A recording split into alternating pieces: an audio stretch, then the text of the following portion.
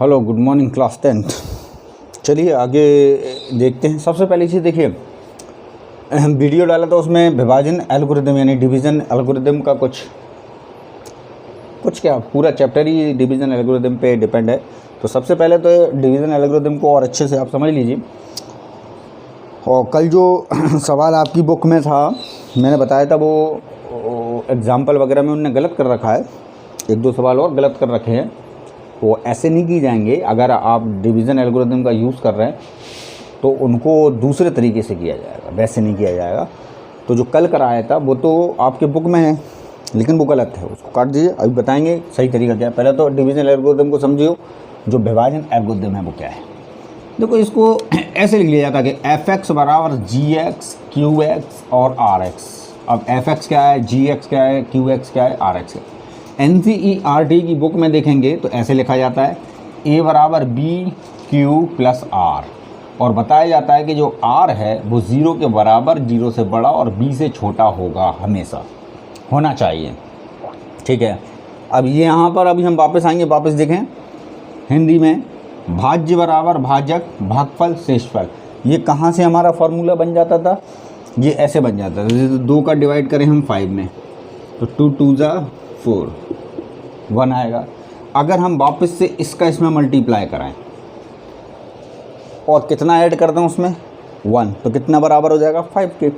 अब अपन हिंदी में क्या कहते थे, ये है भाजक, ये है भाज्य, ये क्या है भागफल और ये क्या है शेषफल। ठीक है। तो 5 के बराबर आएगा। 5 के बराबर 5 कौन है, जैसे 5 बराबर 2 इंटू 2 और प्लस कितना लिखना है 1। तो अब जो 5 क्या है भाज्य, जिसको इंग्लिश में क्या कहते हैं डिविडेंड। 5 यानी कि क्या कहेंगे डिविडेंड। अब इसके पास क्या है भाज्य, भाजक, यहाँ पर क्या है ये भाजक। तो भाजक को कहते हैं डिवाइडर, डिवाइडर भाजक को कहते हैं। फिर ये क्या है भागफल, भागफल को कहते हैं क्वोशेंट। तो भागफल हो गया क्वोशेंट। और 1 क्या था शेषफल, शेषफल क्या होता है रिमाइंडर। तो रिमाइंडर आपका शेषफल हो गया। तो इस तरीके से ये फॉर्मूला आप स्वयं बना सकते हो। तो यही होती है डिवीज़न एल्गोरिदम। एल्गोरिदम कहीं नई नहीं आई, एल्गोरिदम। अब यहाँ पर आप एक चीज़ और सीख लेते हो कि इसमें जिससे आपने भाग किया है, जिससे आपने भाग किया, इससे डिवाइड कर रहे हैं आप, इससे इसमें डिवाइड आप कर रहे हो, तो जो रिमाइंडर होता है वो हमेशा इससे छोटा ही होगा। क्योंकि जब इससे रिमाइंडर यानी शेषफल जब इससे छोटा हो जाता है तो वहीं डिवीज़न प्रक्रिया बंद हो जाती है। वहीं से जो डिवीज़न वाली प्रक्रिया है वो हमारी क्या हो जाती है, बंद हो जाती है। तो ये छोटा, तो ये r जो है b कौन है हमारा, b कौन है डिवाइडर, b डिवाइडर से छोटा रहेगा। हाँ r यानी कि जब आपने देखो कि रिमाइंडर कभी कभार हमारा 0 भी हो जाता है तो 0 के बराबर रहेगा। ये 0 से फिर बड़ा, बड़े का मतलब कोई भी नंबर हो सकता है। तो ये उसकी कंडीशन दी है। तो ये थी आपकी डिवीज़न एल्गोरिदम।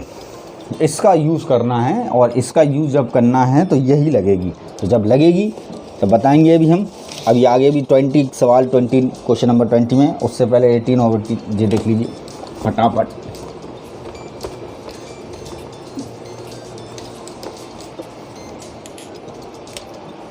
एटीन में वो ये कह रहा है fx दे रखा है x³ minus 3x² plus x plus 1। वो कह रहा है यदि बहुपद के मूल, इस बहुपद के मूल a minus B comma a plus B हैं, यानी 3 रूट्स दिए हैं, 3 रूट्स जीरोस जो इसके मूल हैं, जो जीरोस हैं, जो रूट्स हैं वो दिए हैं। तो जो रूट्स आपको दिए गए हैं वो है a minus B, a and a plus B, ये आपको दिए गए गिवन है। तो कह रहे हैं a और b के मान ज्ञात कीजिए, यानी find the value of a और b। तो a और b की वैल्यू निकाल ली। अब हमें हमारे पास देखिए सवाल के कंडीशन बेस पे है, जैसा कहेगा वैसा करना है। ये रूट्स दे दिए, 1 2 3 रूट्स दे दिए, fx जे दे दिया आपको। तो वो कह रहा है अब क्या निकालो a और b की वैल्यू। कैसे निकलेगी देखिए, सबसे पहली चीज़ ये रूट्स हो गए। अब तुम्हें ख्याल आया, मैंने फॉर्मूले लगवाए थे लास्ट वीडियो में, आप देखिएगा गौर से देखिएगा ये जो इक्वेशन आप दिखाई दे रहा है जो पॉलिनोमियल, इसमें से आप पहले ए बी सी के वैल्यू निकालिए। अब यहाँ चूँकि है ए बी सी, तो हम कैपिटल ले लेंगे। तो कैपिटल ए कितना हो गया, एक्स क्यू के संग में 1, वी कितना हो जाएगा -3, और सी कितना हो जाएगा ये एक्स। ऐसे रिस्पेक्टिवली होता है काम। देखिए ए बी सी डी, तो बी हो गया ये, और सी हो जाएगा 1, एक्स के साथ कुछ नहीं है, और डी कांस्टेंट 1 है। तो ए बी सी डी हमने कैपिटल में ले लिया, ठीक है।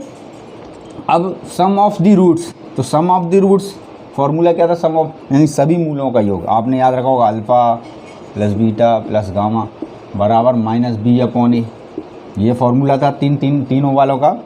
अब रूट्स कहाँ हैं इसके, तो रूट्स ये दिए ना, ये अल्फ़ा हो गया, बीटा हो गया, गामा हो गया, तीनों तो दिए, तो इसे रख दो।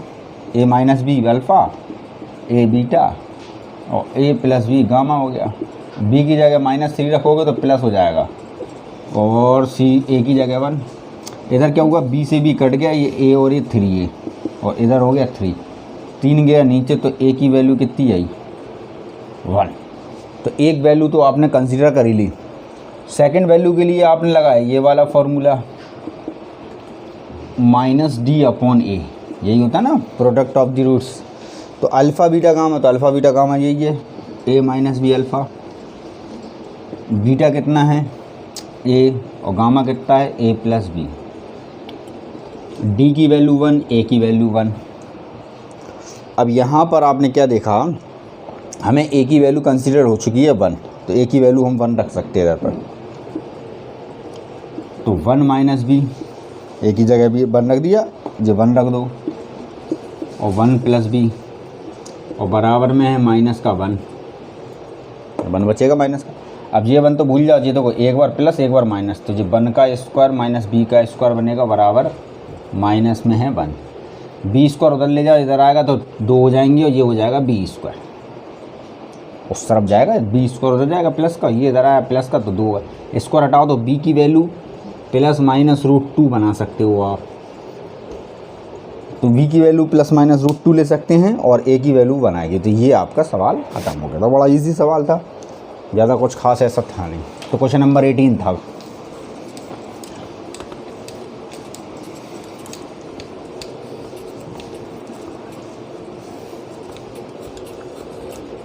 देखिए वैसे तो एडवाइस हमारी ये रहती है कि आप लोग R.D. शर्मा की बुक से ही पढ़ें, बालाजी आलाजी ना पढ़ें। लेकिन कुछ बच्चे, ज़्यादातर बच्चे जो जुड़े हुए हैं वो बालाजी बुक वाले हैं और बाहर के हैं, अचरा कचरा नहीं है, अच्छे बच्चे, पढ़ने वाले बच्चे जुड़े हुए हैं। अचरा कचरा ललितपुर में मिलता है, और वहाँ का एक भी बच्चा नहीं जुड़ा हुआ है। अब यहाँ देखिए, यदि x = 1 बहुपद f(x) बराबर का एक मूल है, के की वैल्यू निकालिए। देखिए यहाँ पर बड़ा सिंपल सा मामला है, ये x = 1, ऐसा सवाल 1 नंबर का एग्ज़ाम में पूछा जाता है। ये एक पॉलिनोमियल दे दिया, बहुपद दे दिया, पॉलिनोमियल दे दिया, एक वैल्यू दे दी x की, ये x बराबर जो बने वो इसका एक रूट है, ज़ीरोस है, मूल है। तो इस कंडीशन में इसको इसमें रखने पर, रखने मतलब हो गया पुट अप, तो इसे पुट कर दीजिए इसी में। अगर पुट करने पर 0 बनता है तो ये इसका रूट्स माना जाएगा, अदरवाइज़ नहीं। बट यहाँ के की वैल्यू निकालनी है, लेकिन उसने एक चीज़ आपसे क्या कहा, रूट्स है, पूछ नहीं रहा है रूट्स है, रूट्स है, वगैरह रूट है। तो रूट है का मतलब है ये जो f1 है ये क्या हो जाएगा 0, क्योंकि जो रिमाइंडर है वो 0 हो जाएगा। के की वैल्यू तभी आएगी 1 का क्यू 1 का स्क्वायर 1, 2 1 जा 2 4 के 5 जो हो गया 5 में से 2 है +3 3 इस तरह है। के की वैल्यू -3 आप कंसीडर कर पाएंगे, तो -3 इसकी वैल्यू हो गया। तो इस तरीके से बड़ा इजी था ये, तो आप लोग कर ही लोगे, बहुत पहले करा चुके हैं ऐसे सवाल, बीच बीच में गिर रहे हैं फालतू में। देखिए 20 क्वेश्चन नंबर आपका आ गया है गलतफहमी को दूर करने वाला। एक बता दे रहे, फर्स्ट बता दे रहे, सेकेंड में आप कर लोगे बड़े आराम से, या फिर आप कह रहोगे कि सर सेकंड बताओ, बड़ा है सेकंड देख लो भाई। gx बराबर दे रखा है 2x² - x + 3, और क्या है fx बराबर 6x5 minus x4 plus 4x³ minus 5x² minus x minus 15 ये दे रखा है gx एंड fx। अब सवाल को पढ़ लीजिए। कह रहा विभाजन एल्गोरिदम का प्रयोग करके ये जांचिए कि क्या प्रथम बहुपद दूसरे बहुपद का एक गुणनखंड है। तो सवाल ये है, आपको डिवीज़न एल्गोरिदम का यूज़ करना है, यूज़ ऑफ डिवीज़न एल्गोरिदम यहाँ पर यूजिंग करनी है उसकी, और ये पता करना है कि gx जो फर्स्ट पॉलिनोमियल है वो सेकंड पॉलिनोमियल का एक फैक्टर है कि नहीं, इसका एक बहुपद है कि नहीं, एक फैक्टर है कि नहीं। लेकिन यूजिंग क्या होगी, ये डिवीज़न एल्गोरिदम। अब ये लोग क्या कर रहे हैं, इसका इसमें डिवाइड कर दे रहे हैं, तो इसका इसमें जब डिवीज़न आप कर दोगे तो रिमाइंडर वो 0 निकाल ले रहे हैं, तो वो डिवीज़न एल्गोरिदम नहीं मानी जाएगी, वो डिवीज़न मेथड हो गया, वो डिवीज़न एल्गोरिदम नहीं हुई। एल्गोरिदम चीज़ अलग होती है, तो एल्गोरिदम का यहाँ यूज़ होना है। तो अब आपको मैं बताना चाहूँगा, ये fx और ये क्या है आपका gx, fx gx। तो जो डिवीज़न एल्गोरिदम आपका होगा वो ये होता है कि fx बराबर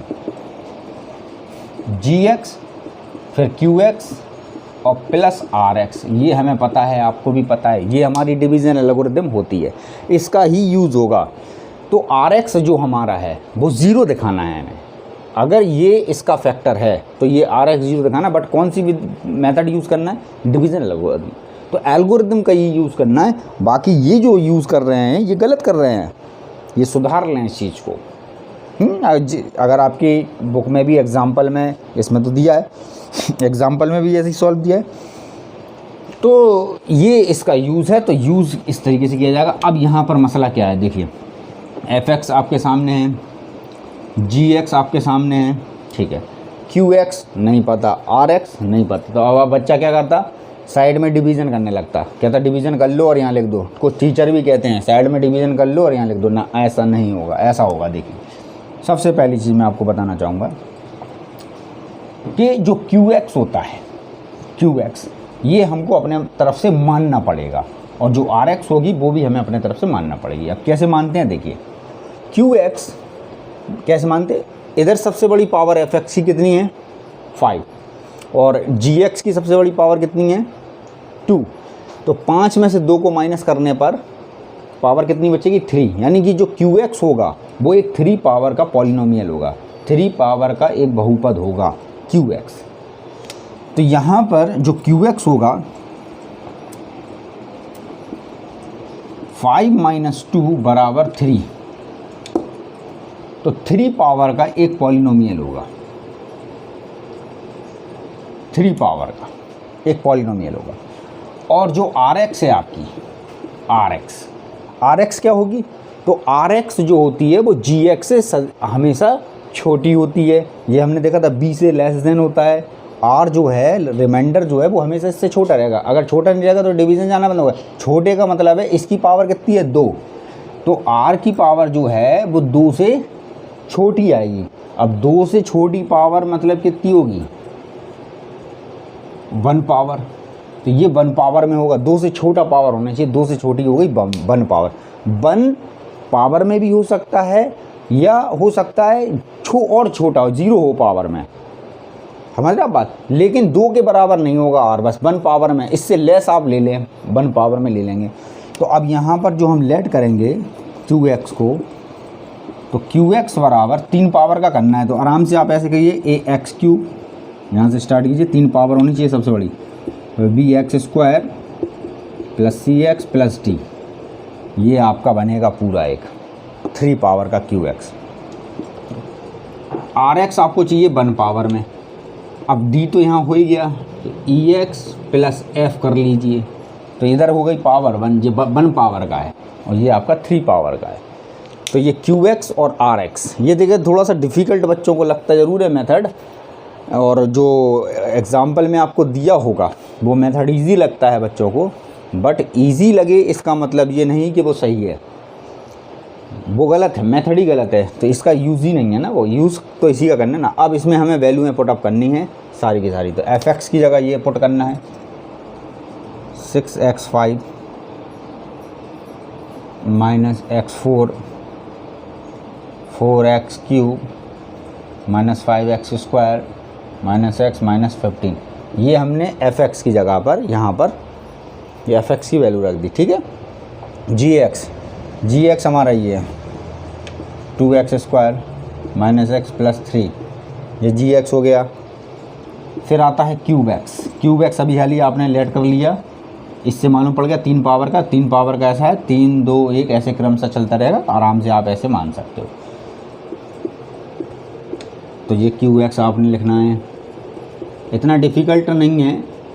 और प्लस करके आर एक्स, तो आर एक्स आपकी है ई एक्स प्लस एफ।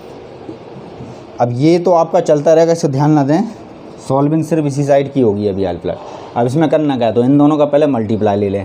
तो इसका इसमें कीजिए तो 2ax की पावर 5 हो जाएगा। इसका इसमें कीजिए ax की पावर 4 बनेगा। इसका इसमें कीजिए प्लस 3ax³ बनेगा। फिर इसका इसमें कीजिए 2bx की पावर 4, ठीक है। इसका इसमें लीजिए माइनस bx³, इसको इसमें लीजिए फिर 3x²। अब इसकी बारी cx की, तो cx का कराइए 2cx, इसमें x² रहेगा, x³ हो जाएगा सॉरी, क्योंकि ये cx है ऑलरेडी। तो cx का जब इसमें कराओगे तो 2c और x³ इसमें कराइए तो माइनस cx² बनेगा। इसमें कराइए प्लस 3cx प्लस, अब d की बारी, तो d का कराइए 2dx² माइनस dx और प्लस 3d, ये हो गया। और प्लस में ex प्लस f, ये हो गया, ठीक है जी। अब ये तरीका जो है, जब भी आपसे वो कहे एल्गोरिदम का यूज़, तो यही तरीका यूज़ करना है। सारी चीज़ें आप समझ लीजिए अच्छे से। अब इसमें करते क्या है, सबसे बड़ी पावर को ढूंढिए, 5 पावर, और कहीं है 5 नहीं है। और इस तरफ वाला अब ये लिखिएगा आप, इस तरफ वाला ये अब आप लिख लीजिए, कंपेयर करने का समय आ गया है। 5 पावर सिंगल है 2ax5। अब आ जाओ 4 पावर देखो ढूंढो कितनी है, तो एक ये और है कहीं 4 पावर, तो आपको सिर्फ 4 पावर कॉमन ले लेनी है, x की पावर 4 कॉमन ले लेनी है। और अंदर देखिए क्या बचेगा, 4 पावर कॉमन ले ली।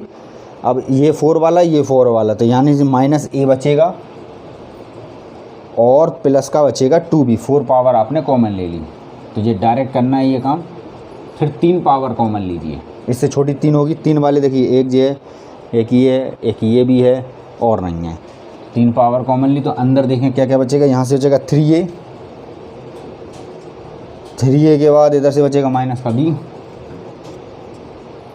b के बाद यहाँ बचेगा प्लस का 2c, ये आया 2c, ठीक है। अब इसके बाद आता है स्क्वायर, तो स्क्वायर वाला ले लीजिए x² कॉमन, तो स्क्वायर वाला ये है, ये 3 है। यहाँ से बचेगा 3b, उधर से बचेगा माइनस का c स्क्वायर के हिसाब से, और इधर बचेगा प्लस का 2d, ये आया, ठीक है। फिर x ले लीजिए, x। अब x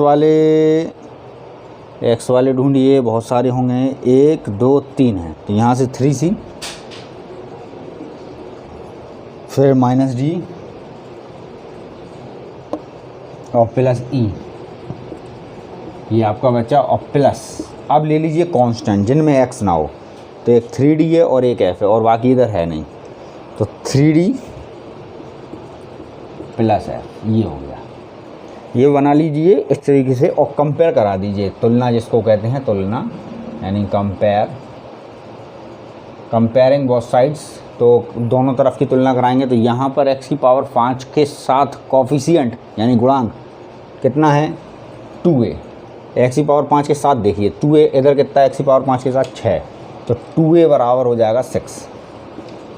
अब देखिए एक्स पावर 4 के साथ कितना है -a + 2b, और इधर कितना है एक्स पावर 4 के साथ कुछ नहीं है 1 है, वो भी विद साइन तो -1 लिया जाएगा, याद रखिएगा ये चीज़। अब ये बिगाड़ देते हैं हम। इसके बाद जरूरी नहीं है पूरे लें, बस एक आध और ले लेंगे। इधर x³ का कॉफिशिएंट है 3a - b 2c, x³ के संग में ये है, और इधर x³ के साथ कितना है 4। ठीक है, अब आप इसको 1 डाल लीजिए, 2 डाल लीजिए, 3 डाल लीजिए, सारे वो तो कॉफिशिएंट ले लीजिए। अब ये ले लीजिए x² के साथ 3b - c + 2d, और इधर x² के साथ -5 4 डाल लीजिए। फिर x के साथ 3c -d + e, और इधर x के साथ -1 5th डाल दीजिए।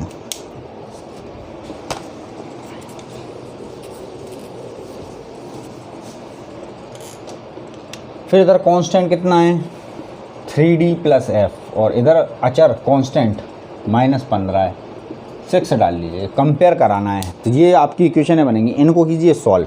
सबसे पहले देखिए 1 से, तो a = 6/2, तो a की वैल्यू बाई 3, इस वैल्यू को आप रख दीजिए 2 में, पुट 2, a की जगह 3 रखा, माइनस का हो गया, माइनस का 3 है वो, -1 है उधर, ये उस तरफ जाएगा तो प्लस के 2 बचेंगे, उस तरफ जाएगा +3 हो जाएगा, 2 बचेंगे, 2 नीचे जाएगा तो कितना बचेगा 1।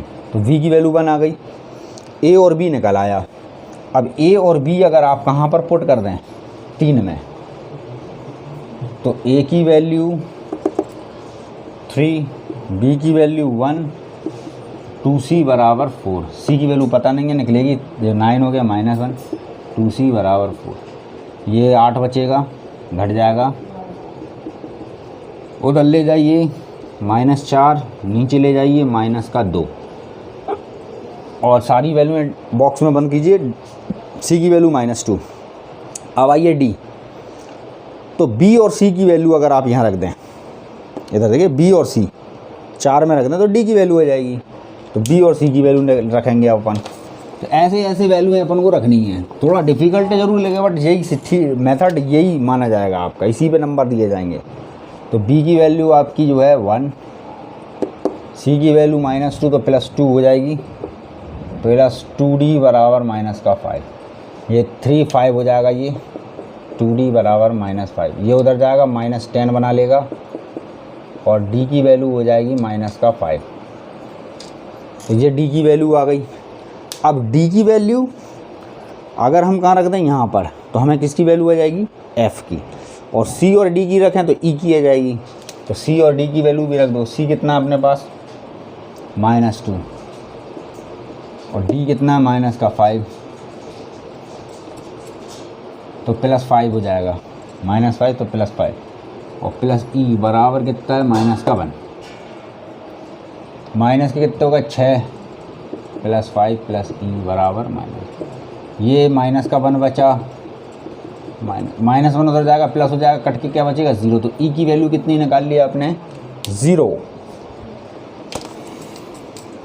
अब हमें f की वैल्यू और चाहिए, f की वैल्यू यहाँ से निकल आएगी, d की वैल्यू रख दीजिए इसमें, d कितना है -5,